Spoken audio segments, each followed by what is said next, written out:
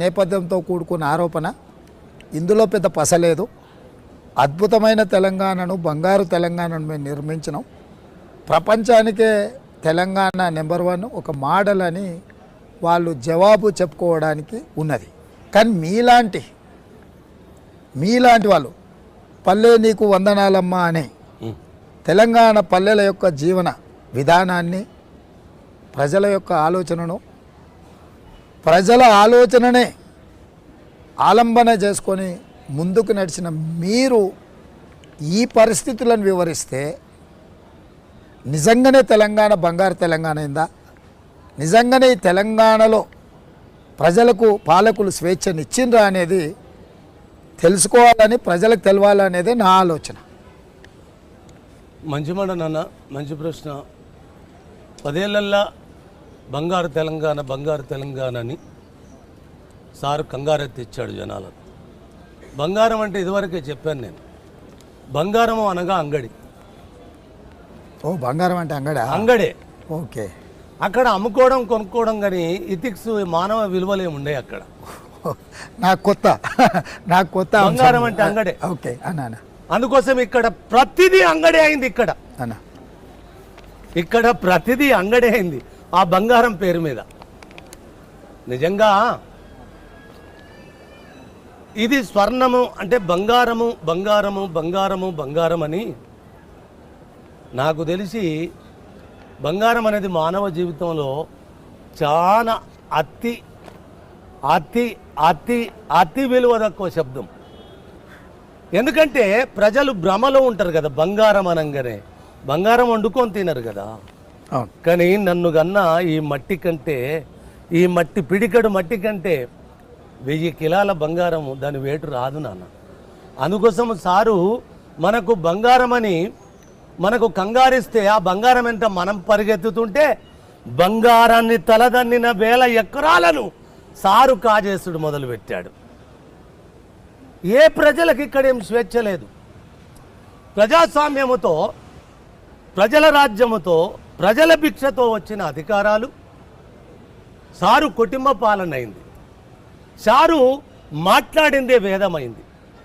అక్కడ మనకు మొత్తము 119 నియోజకవర్గాలలో తతిమలు ఇతరులు గెలిచిన విషయాన్ని పక్కన పెడితే సారు గెలిపించుకున్నోళ్ళు, సారు దగ్గర నిలబడ్డోళ్ళు అందరూ ప్రజల ఓట్లతోటే కదా వీళ్ళ అధికారం వచ్చింది. సారు కూడా అధికార భిక్షం వేసింది ప్రజలే కదా. ఆ బంగారు తెలంగాణలో, ఆయన తెచ్చిన బంగారు రాజ్యములో ఓటేసిన ఏ ప్రజలనన్న భాగస్వామ్యము చేసిన సందర్భం మనకు కనబడ్డదా? సారు మాట్లాడతాడు, సారు కొడుకు మాట్లాడతాడు, సారు అల్లుడు మాట్లాడతారు, సారు బిడ్డ మాట్లాడతాడు, సారుకు మందు పోసి మందు గోలిచ్చేటోడు కూడా మాట్లాడతాడు. ఇక ఈ 4, 5 కాకుండా ఇంకొక ఆయన మనమోడు 6వ సంఖ్యగా, ఆయనకి ఇష్టమైన 6వ సంఖ్య కదా, ఆయన 6వ సంఖ్యలో మనుమనికి కూడా ఈ తెలంగాణ వాళ్ళ తాత జాగీరులాగా మనుమనికి కూడా రాజకీయ భిక్ష పెట్టి పోవాలన్నది ఒక వ్యక్తి మాట్లాడుతున్నా అనుకుంటాం. ఏకోన్ముఖం అనుకుంటాము లీడరు. ఏకోన్ముఖం కాదు. ఇలా కాంగ్రెస్ వస్తే 10 మంది మినిస్టర్లు అవుతారా, 11 అవుతారా, 12 అవుతారా అని ఎద్దేవా చేస్తున్నాడు కదా. సారింట్ల నాకు తెలిసి 5 ముఖ్యమంత్రులు ఇప్పుడే ఉన్నారు. సారింట్ల 5 ముఖ్యమంత్రులు, అయ్యొక ముఖ్యమంత్రి, కొడుకొక ముఖ్యమంత్రి, బిడ్డొక ముఖ్యమంత్రి, అల్లుడొక ముఖ్యమంత్రి, మందు పోసి మందు గోలేసే సార్ ఒక ముఖ్యమంత్రి, ఇప్పుడు 6వ ముఖ్యమంత్రి మనుమనిగా చిరునామా చేసి ఉన్నారు. తెలంగాణలో నా ప్రజలు మాట్లాడుతూనే ఉన్నారు. కేసీఆర్ అనేటోడు ఒక ముఖ్యమంత్రిగా పిడికడు వ్యక్తే తప్ప తెలంగాణను శాసించేటోడు ఈ భూమి మీద నైజాములు పోయినరు, రాజులు పోయినరు, రాకాశి బల్లుల కంటే ధిక్కారము ప్రదర్శించిన మన పరాయి పాలన కూడా వాళ్ళ ఇంటికి పోయింది. సారు ఎందుకంటే తన నీడ నాకు తోడుగా సింహములాగా వస్తుంది అనుకుంటాడు. కానీ ఇక్కడ ఎవరైనా చిటికడేనా, చిటికడు మట్టే మన పెద్దలు ఒక మాట అంటారు, అది చెప్పాలి. ఎందుకురా అంత ఉచ్చిలిపోతున్నావు, ఏమి తెచ్చినవని ఏం తీసుకుపోతావని? ఏమున్నది బిడ్డ జీవితం అంటే, ఇవాళ ఇంట్లో రేపు మంటలే. మీరు సంపాదించుకొని మీ కుటుంబమే, ప్రజాస్వామ్య పాలన కాదది, కుటుంబ పాలన. ప్రజాస్వామ్య ప్రజలు భాగస్వామ్యమై పాలన చేస్తున్న పాలన కాదది. బంగారు తెలంగాణ, నా తెలంగాణను దోచుకోవడానికి అంగడు చేసిన తత్వం అది. అరే, నా తెలంగాణ మట్టితో పరిమళాలుగా పచ్చగా వర్ధిల్లాలి కానీ అంగళ్ళు చేసి అమ్ముకునేటందుకు కాదు ఈ తెలంగాణ. చెప్పిన కదా, ఏ ఒక్కడు లెక్కలేసుకుంటే వచ్చేదే నా తెలంగాణ. అందరం ఒక్కటైతే కదా వచ్చింది తెలంగాణ. ఒక్కడు లెక్కలేసుకుంటే వచ్చేదే నా తెలంగాణ. కనుదరిచిన పశుకూన మొదలు కాటికి కాళ్ళు జాపిన పండు ముసలి వరకు అందరం ఒక్కటైతే కదా వచ్చింది తెలంగాణ. ఏ ఒక్కడిదో కాదు, అందరిది తెలంగాణ. ఏలుకోపోండి 5 ఏళ్ళు, కాదంటే 10 ఏళ్ళు, ఎల్లకాలం ఏలడానికి తెలంగాణ. ఎవ్వడి తాత జాగిరు కాదు అని చెప్పిన కదా ఈ నిప్పుల వాగులో. అందుకోసం ఇక్కడ ప్రజల తెలంగాణని పాటవాలుగా చెప్పడమే తప్ప ప్రజాస్వామ్యమని వేదికల మీద కాగితాల మీద నేను చెప్పగని ఇక్కడ వ్యక్తి ఆరాధన మొదలైంది, వ్యక్తి పాలన మొదలైంది, వాళ్ళ కుటుంబ పాలన మొదలైంది. కుటుంబమే కాదు తండ్రి, వాళ్ళ కులము కూడా రాజకీయాలు చేస్తుంది. నేను అరకులపోని అన్నాడు సారు, నాకు కులమే పూర్తిగా లేదన్నాడు సారు. రాజకీయాలకు ముఖ్యమంత్రి అయిన తర్వాత కులాలను ఎలా విభజించి పాలిస్తున్నాడు? ఎట్లా కులాలను ఒక కులం విరుద్ధాలకు లోన్ చేస్తున్నాడు. కాబట్టి ప్రజాస్వామ్యం అంటే మీరంటే గుర్తొచ్చింది కులాల విషయంలో. ప్రభుత్వ పరంగా ఎస్టీ రిజర్వేషన్లు ఉన్న లంబాడా ఆదివాసీల మధ్య పంచాయతీని పెంచి పోషించి వాళ్ళిద్దరు ఒక దగ్గర కలుసుకోలేని పరిస్థితి కల్పించాడు. ప్రతి కులానికి అదే చేసి ముదిరాజు గంగపుత్రులలో చిచ్చుబెట్టి వాళ్ళను ఒక దగ్గర కూర్చొని మాట్లాడుకోలేని పరిస్థితి కల్పించాడు.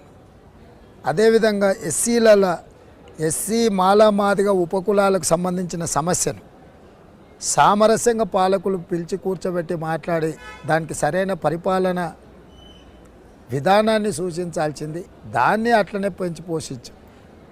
ఇట్లా ప్రతి వర్గాలల్లో ఏదో ఒక రకమైన విభజన తేవడము మనం పుస్తకాలలో చదువుకున్నాం. తెల్లదొరలు విభజించు పాలించు అనే విధానంతో రవి అస్తమించని సామ్రాజ్యాన్ని రాజ్యాలు ఏలిండ్రని మనం చదివినాం.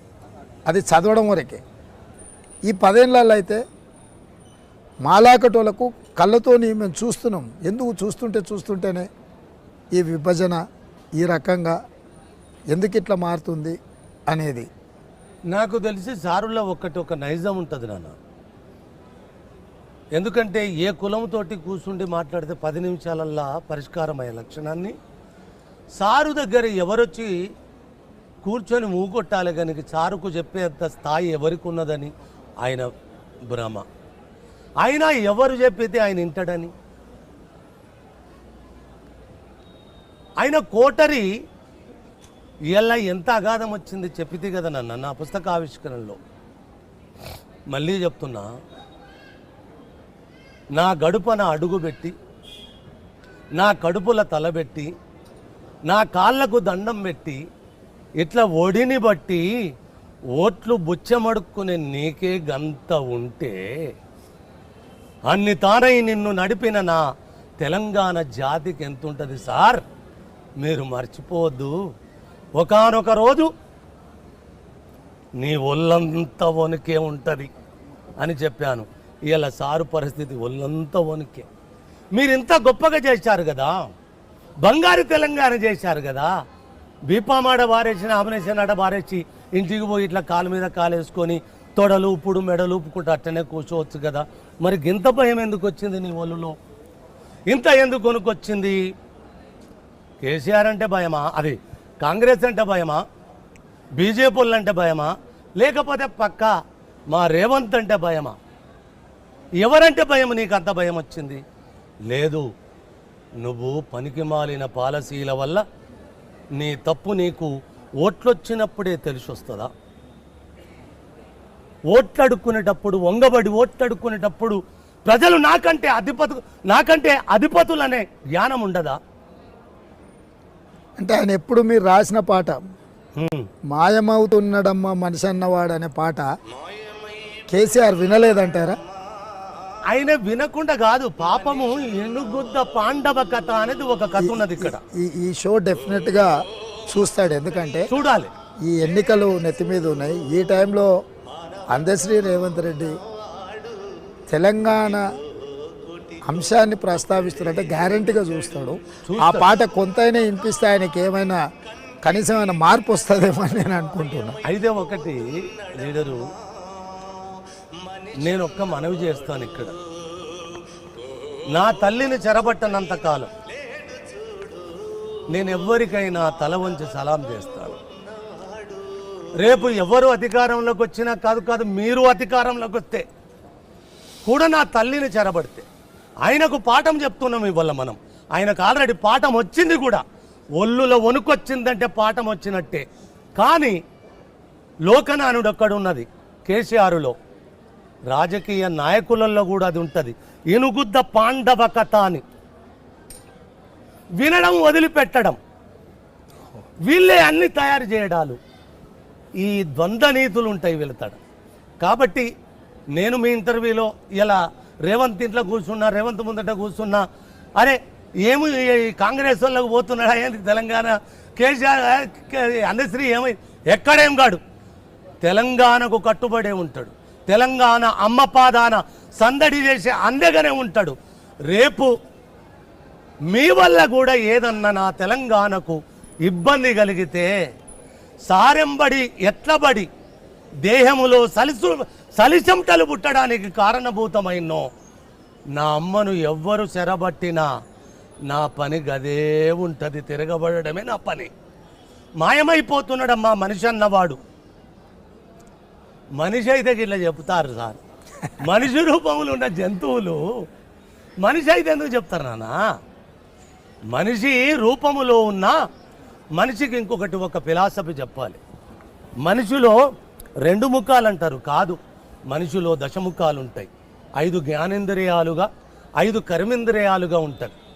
ఆయన ఒక్కొక్క ముఖంలోకి పరికాయ ప్రవేశం చేస్తూ పాపం 60 ఏళ్ళలో 50 ఏళ్ళలో రాజకీయ జీవితంలో నాకు భారతదేశంలో వాస్తవానికి కేసీఆర్ గారంత అబద్ధాలలో బతికిన లీడర్ అయితే నాకు ఈ దేశంలో కనబడ్డట్టు అయితే అనిపించలేదు. అంటే కేసీఆర్లో ఒక గొప్పతనం ఉందన్న, ఎంత గొప్ప అబద్ధానైనా అందమైన నిజంగా భ్రమలు కల్పించేటట్టు చెప్పడంలో ఆయనతో ఎవరు పోటీ పడలేరు. అంటే నిజం లాంటి అబద్ధం చెప్తాడు కేసీఆర్, అంటే మనకు అచ్చం నిజంగా లాగానే అనిపిస్తుంది, కానీ తీరా దాన్ని తరిచి చూస్తే 100% అది అబద్ధమే ఉంటుంది. 100% కాదు. ఆయన చెప్పిన విధానాలలో బంగారు తెలంగాణ అనేది కోటి వాళ్ళ అబద్ధం, అంతమించిన పెద్ద అబద్ధం ఉండదు. ఇంకా ఈ అబద్ధము బంగారు తెలంగాణలో అయితే రేపు బంగారమే, ఈయన సన్న బియ్యం ఎందుకు తినాలి, బంగారాన్నే బియ్యాలుగా మార్చి బంగారం ఎసరు పెట్టి తినమనాలి కదా. ఈ అంగల్లో ఎందుకు బతకాలి, ఎవడి బతుకు వాడే చేయాలి. కానీ ఒకటి స్వామి వివేకానందుడు ఒక మాట చెప్తాడు, చెప్పాలి. చాణక్యుడు కూడా ఒక మాట చెప్తాడు, చెప్పాలి. మీకు లోకాన్ని కూడా ఇది వినాలి, నా తెలంగాణ కూడా వినాలి. చాణక్యుడు ఒక మాట అంటాడు, మిత్రమా, నీ పుట్టుకతో నీకు శత్రువులంటూ కానీ మిత్రులంటూ కానీ ఎవ్వరు ఉండరు పుట్టుకతో, కానీ నువ్వు చేసే క్రియల రూపేణ నీకు శత్రువు కానీ మిత్రువు కానీ నీ క్రియలు నువ్వే సంపాదించి పెట్టుకుంటావు అన్నాడు. ఆయనే తెలంగాణ ఉద్యమ కాలంలో మిత్రులు సంపాదించి పెట్టుకున్నాడు. తెలంగాణ రాష్ట్ర సిద్ధిలో ఆయన పాత్ర నికల్మషం లేకుండా వర్ధిల్లిండు. అందులో నాకు ఎలాంటి పేసి లేదు, కానీ చేసిన క్రియలు ఇవాళ శత్రుత్వాన్ని కొని తెచ్చి పెట్టుకున్నాడు. అంటే నిన్ను నువ్వు, స్వామి వివేకానందుడు ఒక మాట అంటాడు, ఎదటి వాడిని మోసం చేసినవని అత్యున్నతంగా సంతోషపడుతున్నావు కదా మిత్రమా, వాస్తవానికి నువ్వు జనాలను మోసం చేయలేదు, కానీ నిన్ను నువ్వే మోసం చేసుకున్నావు అన్న సంగతిని మర్చిపోతాను అంటాడు వివేకానందుడు. మరి 80,000 పుస్తకాలు చదివిన కేసీఆర్కు ఈ చిన్న లాజిక్ మిస్ అయిందంటారా అన్న? 80,000 పుస్తకాలు చదివిన మాట ఆయన 80 కాదు, 80 ఎంత 160,000 పుస్తకాలు చదివినా నాకు అభ్యంతరము లేదు కానీ పిడికడు మట్టితనము, పిడికడు మనిషితనము, పిడికడు మాటిచ్చి నిలబెట్టుకోలేని తనం ఉంటే అవి మనిషిలో లేకుంటే తనువు బతికున్న శవమే తప్ప వాస్తవానికి మనిషిగా జీవించినట్టు ఏ కోసాన ఎవ్వడు లెక్క చెయ్యడు. అబద్ధాల కోరు, అబద్ధాల కోరు, అబద్ధాల కోరన్న శిఖరాయమానపు సిగనే ముడేసుకున్నవాడైతాడు. అంటే ఒక హోదా లేకపోతే మనిషి ఏదైనా కొన్ని అంశాలు సాధించిన తర్వాత కొంచెం నిమ్మలత్వం వస్తుందని పెద్దలు చెప్తారు. నార్మల్గా ఊర్లో మనం ఏదైనా అనుకుంటే ఇది వచ్చినాక కొంచెం నిమ్మలత్వం వచ్చి సరే అందరిని కలుపుకోవాలి, అందరు చెప్పేది వినాలి. కొంచెం ఆయన అనుకున్న కోణంలో తెలంగాణ రావడం, తెలంగాణకి ముఖ్యమంత్రి అవ్వడం, 2 సార్లు అవ్వడం, సరే చేయగలిగిందంతా ఏమేం ప్రయత్నాలు చేసిండు. ఇప్పటికి కూడా మొదలుపెట్టినప్పుడు ఏ అబద్ధాల పునాదుల మీద మొదలుపెట్టిండో ఈరోజు కూడా దారి మారకుండా అట్లా పోవడం వల్ల ఎలకాలం మనల్ని ఇట్లనే నమ్మించగలని నమ్మకం, ఆయన మీద నమ్మకమా మన మీద నమ్మకమా, ఏ చెప్పినా నమ్ముతారని? అయితే ఒకటి, ఆయన వ్యక్తిగా నాకు కూడా చాలా ఇష్టడే. 14 ఏళ్ళు కలిసి పనే చేసినాం. నాకు కేసీఆర్ పట్ల కానీ కేసీఆర్ నాయకత్వం పట్ల కానీ నాకు ఎలాంటి పేచేశాలు లేవు. అంటే మనిషి కోణము నుంచి ఒకే ఒక్క శత్రుత్వ ముఖమే ఉండదు కదా, మంచి ముఖం కూడా, మనిషి ముఖం కూడా వస్తాడు అప్పుడప్పుడు. ఎప్పుడు వస్తాడంటే నిన్నటి దాకైతే రాలేదు, ఇప్పుడు వస్తాడనే నమ్మకం లేదు. నిన్నటి దాకైతే రాలేదు, ఇప్పుడు వస్తాడనే నమ్మకం కూడా నాకు లేదు. కానీ ఒక్క మనవి చేస్తాను సారు పక్షాన. వేమన పద్యం ఉంటుంది నాన్న ఒకటి, భూమి నాది అని నా భూమి పక్కున నవ్వు, దానయీనుని చూసి ధనము నవ్వు, కథన భీతును చూసి కాలుండు నవ్వురా, విశ్వదాభిరామ వినురమేమని ఒక పద్యం ఉంటుంది మనకు. ఇవన్నీ నిలకడ ఆయనకు వస్తే మనం ఇద్దరం ఇంటర్వ్యూ కూర్చుండే పరిస్థితి రాదు కదా. అయినా ఆయనను అభినందించాలి. నేను ఏ రోజు నీతోటి ఇంటర్వ్యూలు అంటేనే నాకు ఎలర్జీ. నేను కూడా మొదటిసారి నా జీవితంలో నన్ను అడిగిన కానీ నేను ఎవరిని ఎప్పుడేం అడగలే. అలాంటిది నువ్వు రాజకీయాలకు వచ్చిన తర్వాత నేను ఎప్పుడు నిన్ను కలిసినందుకు కూడా నేను ఇష్టపడలేదు. ఏదో అనుకోకుండా కాలము నేనంటా రేవంత్ రెడ్డి ఒక్క మాట చెప్తే నేను కేసీఆర్ని అభినందిస్తామని ఇద్దరం కలవడానికి ఆయన కారణం. ఎందుకంటే ఆయన చేసిన క్రియలు కనుక కరెక్ట్గా తెలంగాణకుంటే మనం ఇద్దరం కలిసేటోళ్ళం కాదు. కానీ అమ్మ నాకు ఒక పాఠం చెప్తుంది. ఆయన మెస్మరిజానికి తల వంచని నేలలేదు నాన్న. ఆయన చండీ యాగం చేశాడు. ఇప్పుడు అది మాట్లాడాలనో లేదో కానీ మాట్లాడాలి. చండీ యాగం అని 100 కోట్ల రూపాయలతోటి మొత్తము నిజంగా ఆయన రాజుగా ఫీల్ అయ్యి, ప్రజాస్వామ్యాలలో రాజు అనేది బూజు పట్టిపోయిన పదం కదా, ఇక్కడ రాజు చెల్లుబాటుగాడు. ఎందుకంటే ఆయన అసెంబ్లీలోనే చెప్పిండు, ప్రజలు నాకు కోట్లేసి గెలిపించారు, నేను రాజును, గెలిచిన కాబట్టి నేను రాజును, ఓడిన కాబట్టి మీరు బానిసలు, మీరు అసెంబ్లీలో ప్రతిపక్షాలుగా మాట్లాడడానికే వీల్లేదు, 5 సంవత్సరాలు నా ఇష్టారాజ్యంగా వెళ్తా అని ఆయన అసెంబ్లీలో స్వయంగా ఏం దాచుకోలే, ఆయన బయటికి చెప్తుండే. ఆయన ఆలోచన మీరు అన్నట్టుగానే ఉంది. మంచిదే. నువ్వు రాజు అయితే ఒక్క మాట అడుగుతానన్నా, మృగాలను వేటాడే సింహం అంటే ఒక ప్రకృతి నుంచి ఒక మాట మాట్లాడుకుందాం. గడ్డి మేసే కుక్క మాంసమే తింటది, గడ్డి కూడా మేస్తుంది. ఏ జంతువైనా మాంసానికి ఆహారంగా ఉన్నాయి. వేట దొరకన్నాడు ఏదన్నా గడ్డి మేస్తుంది, తోచింది తింటది. అవి మెయ్యని గడ్డే లేదు. సింహము జీవిత కాలములో వేట ఆడినా వేట దొరకకున్నా ఎప్పుడన్నా తల వంచి గడ్డి మేసిందా? మేస్తదా? మరి నువ్వు తల వంచి మెయ్యని గడ్డే లేదు కదా సార్, నువ్వు మెయ్యని గడ్డే లేదు కదా, నువ్వు రాజు ఎట్లయితావు? ఒకవేళ నువ్వు రాజువే అనుకొని అసెంబ్లీలో అంత నిర్లజ్జంగా చెప్పుకుంటే, నేను రాజును అని నిర్లక్ష్యంగా చెప్పుకుంటే, ఒంగబడి బుచ్చగాడిలా ఓటెందుకు అడుగుతున్నావు సార్? మళ్ళీ ఒంగబడి ప్రజల పాదాల కొంగబడి ఓటెందుకు అడుగుతున్నావు సార్? మీరు రాజే అయితే మీ తాత ఇచ్చింది, మీ రేచర్ర పద్మనాయకులు సర్వజ్ఞ సింగభూపాలుడు ఇచ్చిన నేల నాయిది కాదు సార్. ఇక్కడ పోతనామాత్యులు కూడా వస్తారు కదా. నువ్వు 100 కోట్లు పెట్టి యజ్ఞాలు చేసినవు, అది చండీ యాగం పేరు మీద. నా తెలంగాణకు చేతబడి యజ్ఞం అని చెప్తా నేను దాన్ని కదా. మొత్తము నీకు తుంగపోసల్లాగా తెలంగాణ వంగి మోకరిల్లింది అనుకుంటున్నావు, కానీ ఇయ్యల్ల నువ్వు తల వంచి మల్ల బిచ్చం ఎందుకు అడుగుతున్నావు సార్? దట్ ఈజ్ ప్రజలు. అదే ప్రజాస్వామ్యం అంటే. కాబట్టి మీరు మీ అవసరానికి, మీ అధికారానికి మీరెయ్యని బుడుబుక్కల పాత్ర లేదు, మీరు కొట్టని గంట లేదు. మీ అధికారం కోసము మీరు దిగజారని తనమే లేదు. నువ్వు రాజు అనుకుంటే ఓడితే ఓడుతా, గెలుస్తా తల వంచకుండా పోవాలి కదా. మరి తల వగ్గి ఓట్లు అడుగుతున్నావు అంటే నువ్వు రాజు కాదు.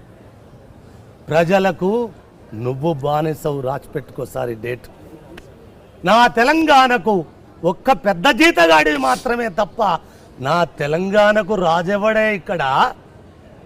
నా తెలంగాణనే రాజ్యము. నా తెలంగాణ అమ్మే రాజు అమ్మనే, రాణి కూడా అమ్మనే. నిన్ను ముచ్చెముటలు పట్టించి 3 చెల్ర నీళ్లు తాగబట్టేది, తాగపిచ్చేది కూడా ఈ మట్టే కదా. ఇక్కడ రాజులు చెల్లుబాటు గారు, అయినా నిన్ను దొర, ఇప్పుడు దొరల రాజ్యం అన్నారు. ఇది ఒకసారి నవ్వుతుంది రేవంత్ నాకు. ఇక్కడ దొరలు ఎక్కడున్నారు అంటే ఇప్పుడు మనవి చేస్తాను. అడ్డం వస్తున్నా. మాలోడు, మాదిగోడు, రెడ్డోడు, కాపోడు, బాపనోడు, కమ్మోడు, ఇట్లా సాగలోడు, మంగళోడు అని మాట్లాడుతున్నావు కదా. మరి ఎలుమోడు అనాలి కానీ దొరేందే దరుభాగ్య భావజాలం అది. ఎప్పటికీ దొర. మా ఉద్దేశంలో, అంటే నా ఉద్దేశంలో, లేకపోతే రాజకీయ పరిభాషలో దొర అంటే దోపిడీ చేసేవాడు, ప్రజల్ని పీడించేవాడు, ప్రజల్ని హింసకు గురి చేసేవాడు, ప్రజల మీద ఆధిపత్యం చెలాయించి నేనే గొప్పవాడిని అనుకునేవాడిని. ఇన్ని పదాలు అనే బదులు దొర అంటే సరిపోద్దానా అనే మా ఉద్దేశం అది. మేము దొర అంటే ఇన్ని పదాలకు సమతూకమైన ఒకటే అర్థం అవుతుందని. కానీ సారు నిజంగానే దొర అనుకుంటున్నాడు కదా.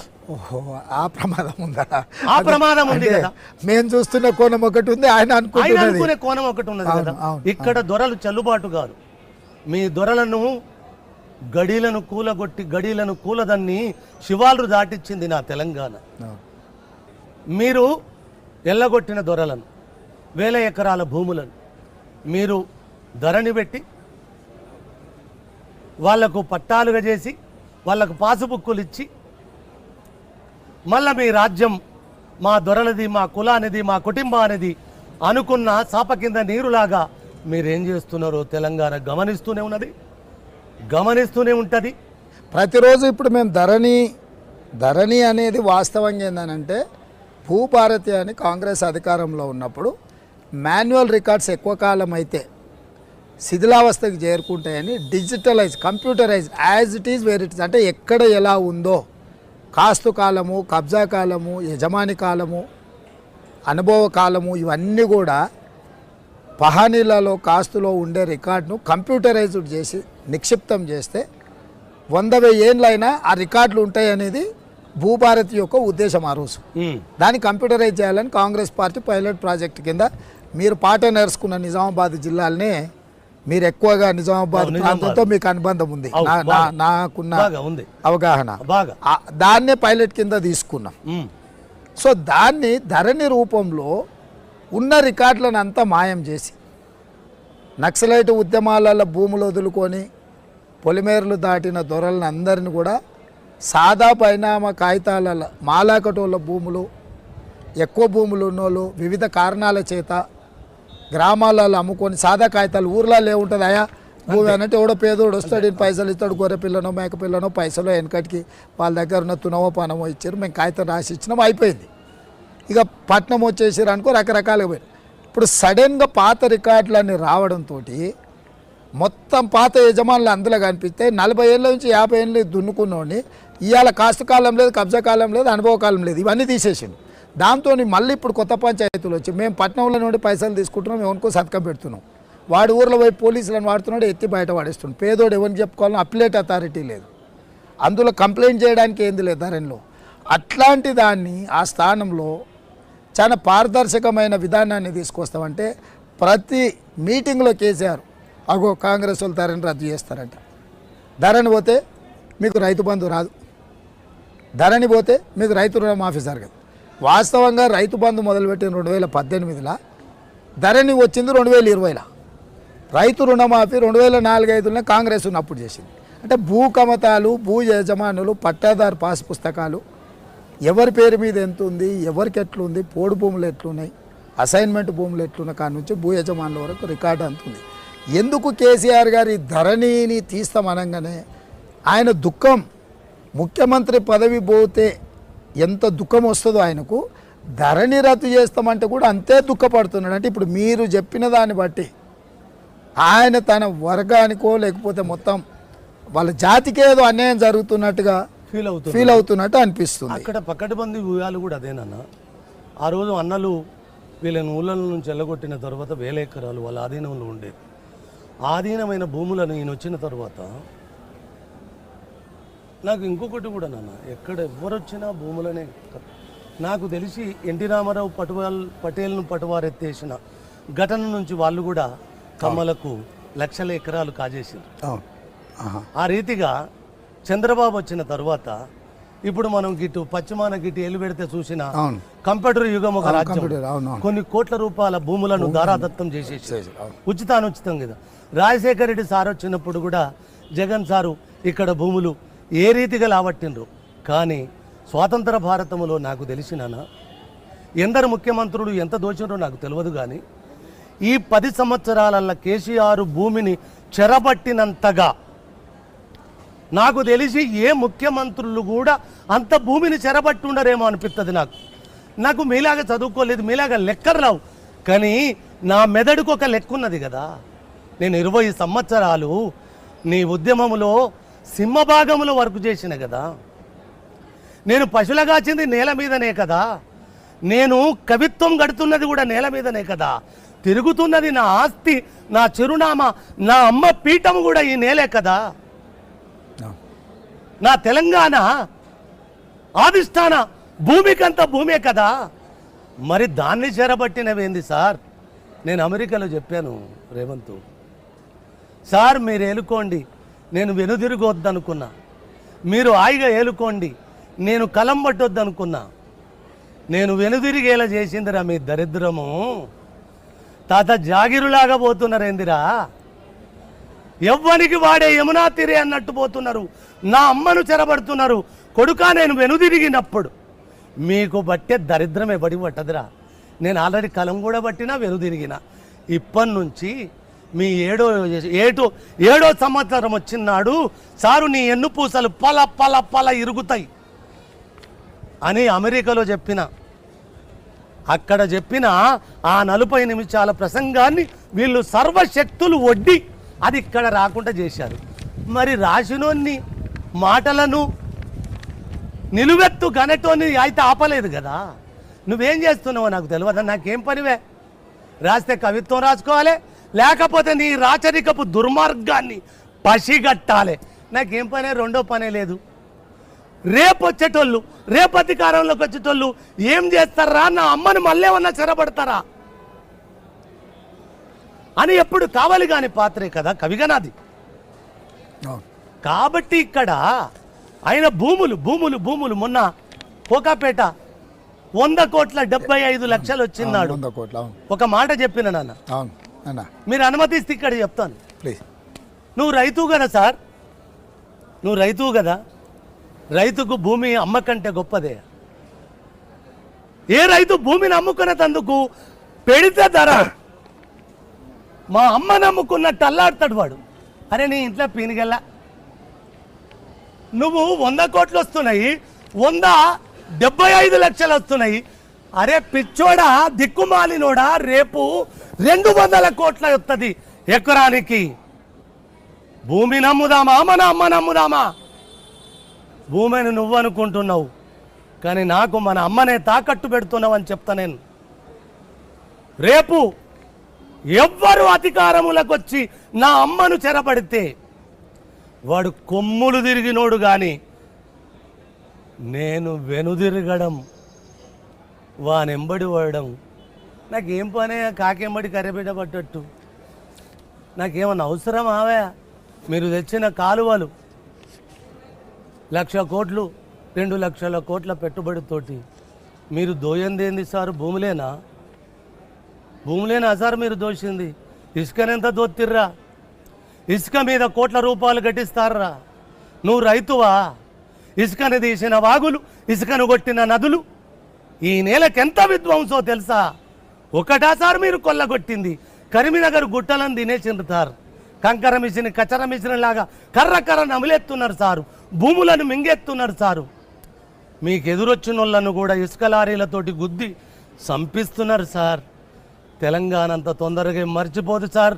మీ దరిద్రం ఏంది అంటే, అమ్మను చెరబట్టిన రొమ్ము పాలను కూడా అమ్ముకునేందుకు సిద్ధమైనారా? మీకు పాలిచ్చిన అమ్మ రొమ్ము పాలను, రొమ్ములను కూడా తాకట్ట పెట్టండి. హిరణ్యకశపుని రొమ్ము చీల్చినట్టు నరసింహస్వామి ఈ నేల చెరబట్టినోని రొమ్మును చీల్చది. మట్టికి అంత శక్తి ఉన్నది. నేను ఉట్టిగా మీ ప్రసంగాల కోసమో మీ కెమెరాలు చూసినందుకో చెప్తలేను, మీ బతుకున్న కాలజ్ఞానం చెప్తున్నాను. ఏంటిది మీరు దొయ్యంది ఏందయ్యా? మీరు చెరబట్టండి. తెలంగాణ నేల మీద పిడికడు మట్టి పవిత్రంగా ఉంచారా? అరే పాపాత్ముల పాదం పడితే కూడా ఈ పుణ్యభూమి అపవిత్రమవుతుందనే ఒక నానుడు ఉంది. ఏందిరా మీరు దొక్కుతున్నది? కొంగలు నారుమడిని కొంగలు దొక్కినట్టు చేసిర్రు. నారుమడిని కొంగలు దొక్కిన నారుమడి ఏమన్నా నారొత్తదా? నాటేస్తామా?